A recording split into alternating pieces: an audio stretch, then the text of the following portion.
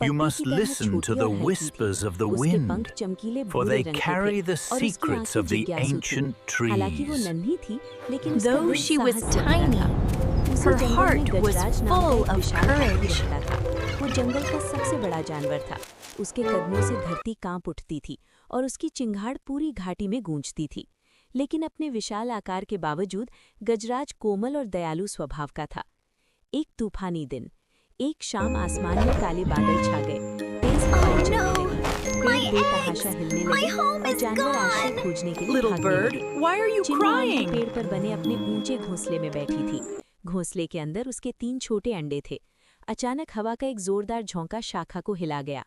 दड़ार, शाखा टूट गई। चिन्नू का घोंसला जमीन पर गिर गया। शुक्र है अंडे सुरक्षित थे, लेकिन घोंसला टूट गया था। चिन्नू ने अपनी छोटी सी चोंच से उसे उठाने की कोशिश की, लेकिन वो बहुत भारी था। उसकी आंखों में आंसू भर आए। अब मैं क्या करूंगी? उसने फुसफुसाते हुए कहा। तभी भारी कदमों की आहट सुनाई दी। धप धप धप। वो गजराज था, एक विशालकाय व्यक्ति जिसका हृदय खो गया। गजराज ने उस नन्ही चिड़िया को रोते हुए देखा। तुम उदास क्यों हो नन्ही बच्ची? उसने कोमल स्वर में पूछा। चिन्नू ने सब कुछ समझाया। गजराज ने बिना सोचे समझे अपनी सूंड से टूटा हुआ घोंसला सावधानी से उठाया। उसने एक मजबूत शाखा ढूंढी और घोंसले को धीरे से पेड़ पर वापस रख दिया। फिर उसने नरम घास और पत्तियां इकट्ठी की और बड़ी सावधानी से उसकी मरम्मत की। चिन्नू आश्चर्य से देखती रही। धन्यवाद गजराज, आपने मेरे बच्चों की जान बचाई, उसने खुशी से चहचहाते हुए कहा। गजराज मुस्कुराया। हम सभी को कभी न कभी मदद की जरूरत पड़ती है, चाहे हम छोटे हों या बड़े। Gajraj. उस You दिन से saved my खूबसूरत दोस्ती की babies. शुरुआत We हुई। हर all सुबह need help चिन्नू मधुर sometimes, गीत no गाती matter थी, how जबकि small Gajraj or I saw the नदी big में we biggest स्नान are. करता butterfly था। today. गजराज It was ठंडी almost as पानी में large as your उछाल toe रहा था sail. और चिन्नू That does हंसते हुए sound कोपरे में उड़ती magnificent, थी। little one. उन्होंने कहानियां साझा की, हंसे और सुकून भरे सूर्यास्त का आनंद लिया। जंगल के जानवर आश्चर्यचकित थे।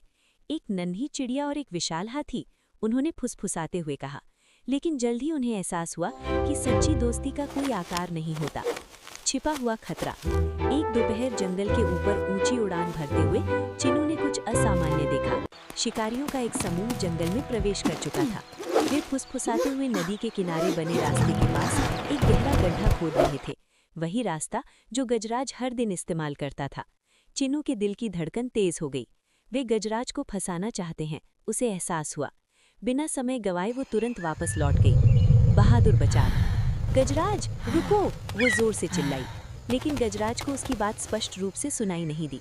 चिन्नू ने अपने सभी पक्षी मित्रों को इकट्ठा किया। वे सब मिलकर शिकारियों की ओर उड़े। वे झपट कर नीचे उतरे, अपने पंख बेतहाशा फड़फड़ाए और शिकारियों की टोपियों और थैलों पर